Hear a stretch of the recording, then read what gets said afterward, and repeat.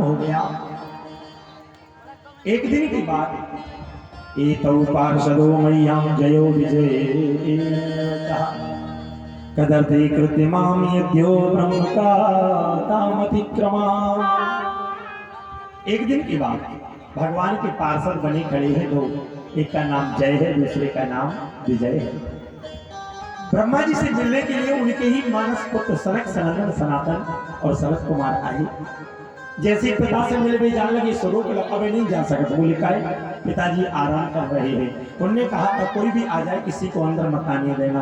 बेटों को पिता से नहीं मिलन दो, तो बेटों ने कमंडल से जल लो हाथ में लेके शराब दे दो, हम तुम दोनों को शराब देते हैं, एक नहीं दो नहीं 3 जन्मों तक राक्षस आदि में जन्म लेने पर। पिता से नहीं मिलने दिया तो 3 जन्मों तक राक्षस होने का श्राप दिया। जब 3 जन्म तक राक्षस हो गए तो श्राप मिलेगा। गड़गड़ाने क्षमा मांगी, कहने लगी तुम्हारे भगवान के हाथ मुक्ति हुई, जो आशीर्वाद है। धीरे धीरे समय व्यतीत हुआ। ब्रह्मा जी बैठे चिंतन कर रहे थे। उसी समय ब्रह्मा को नाक बैठे थे। यहाँ पर समय निकला। कश्यप महाराज की 13 पत्नियां हैं। 13 पत्नियों में से 2 पत्नियां श्रेष्ठ हैं। एक का नाम दिति है, दूसरी का नाम अदिति है। दिति से जितने बच्चे जन्म लेते हैं वो दैत्य बनते हैं, और अदिति से जितने बच्चे जन्म लेते हैं वो देवता बनते हैं।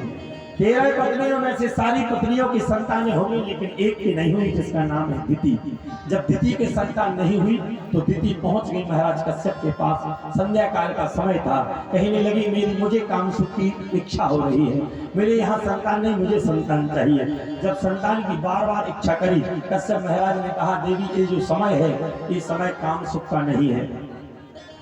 संध्या काल का समय हो गए, 2 ही बेराएं जब मिल रही हो गए तो 4 काम नहीं करना चाहिए।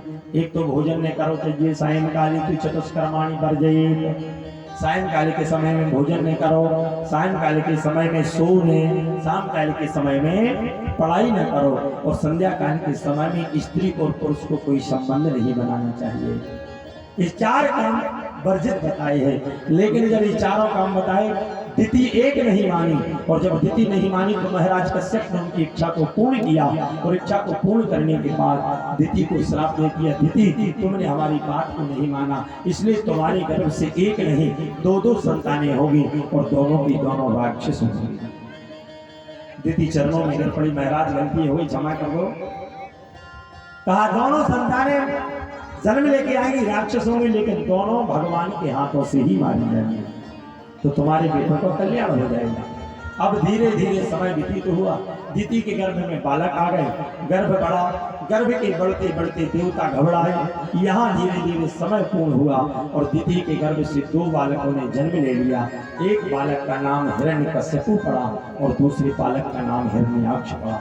हिरण्याक्ष जो है वो लोभ का सूचक है। एक दिन वो मतवाली चाल को चलता चलता हाथी जैसा मटकता हुआ गया, जाकर पृथ्वी को गेंद की तरह उठाया, और जाकर के समुद्र की रसातल में रखा। जब समुद्र की रसातल में गेंद को बना के रख दिया, निकल के वापस आया, देवता सारे के सारे घबराए, ब्रह्मा के पास पहुंचे। त्राही माम रक्षा करो प्रभु, वो राक्षस पृथ्वी को गेंद की तरह ले गया है, हमारी रक्षा कीजिए। जब रक्षा करने की बात कही तो ब्रह्मा जी को छींक आई।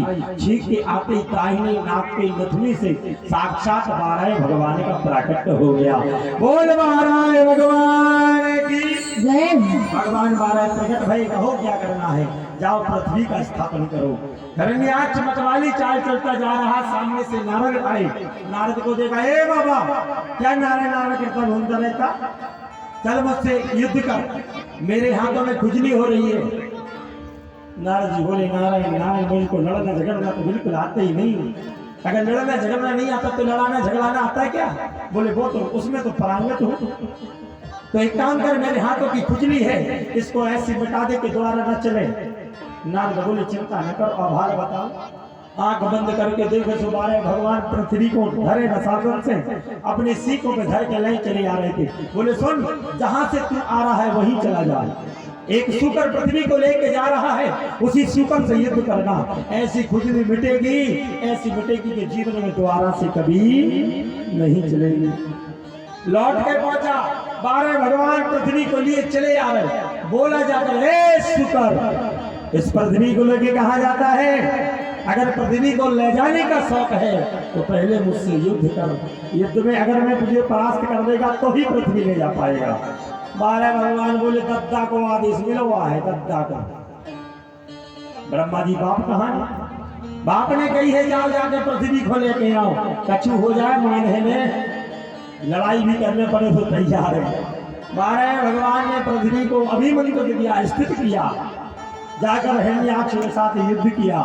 युद्ध करते करते करते 12 भगवान के हाथ से हिरण्याक्ष का गोविंदाय नमो नमः हो गया। बोल हिरण्याक्ष मर्दन भगवान जय हो। भगवान प्रकट हो गए। भगवान ने आशीर्वाद दिया, पृथ्वी को स्थापन किया। लेके जान लगे तो पृथ्वी को भी अभिमान होगा। पृथ्वी को भी अभिमान होगा। देखो 4 दिन को हम चले गए तो इन हमारी जाति साथ शुकर बन गए। आगे बताओ ऐसा सोई हो गया? मतलब हमारे बिना इनकी नहीं चल रही। सो भगवान ने फिर अपना धाम वृंदावन दिखा दो, ले आओ हम तुम्हें दिखाएं। सो दिखाओगे तो बढ़िया हरी भरी घास, नदिया का झरना, पहला चिड़िया चिहचहा रहे। पृथ्वी बोली जो कौन सी जगह? बोले हमारा घर। बोले का जो पृथ्वी से अलग है? बोले खाओ हमने पृथ्वी की रानी तुमको बनाया है, अपने घर की रानी नहीं बनाया। पृथ्वी को अभिमान दूर होगा, जान गई जब ये घर अलग बना सकते तो पृथ्वी दूसरी भी बना सकते हैं। चरणों में गिर पड़ी, अभिमान दूर हुआ। अंत में राम के नाम को सुखदाई बताया। जो भगवान के नाम को गाएगा जीवन में सुख पाएगा। 12 भगवान की कथा को विश्रामता की ओर, समय पूर्णता की ओर जाता हुआ पुनः वाणी को विश्राम देते हैं। और कल की जानकारी सभी को मैंने कल ठीक 2 बजे सभी को आने हैं। 2 पे नहीं आ पाओ तो 2:30 पे आई गई हो। ऐसे कल भगवान को जन्मदिन करने हैं। बड़ी धूमधाम के साथ भगवान का जन्मोत्सव माँ भगवती की गोद में मनाएंगे। और अधिक से अधिक सज धज के क्यों ठुमका लगावे को तैयार होकर खा पी के 2-2 रोटी ज्यादा आइए, ठीक है।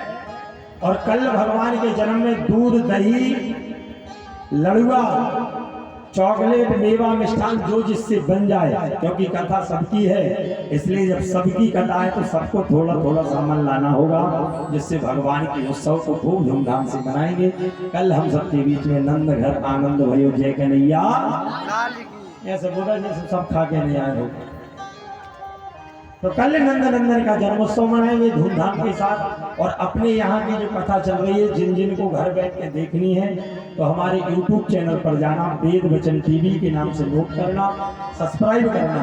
और आपकी चनौआ की कथा आप घर बैठ करके कथा के बाद भी सुन सकते हो। प्रेम से बोलो राधे राधे। आइए अंत में राम के नाम को लेते हुए आरती के लिए सभी खड़े हो जाए।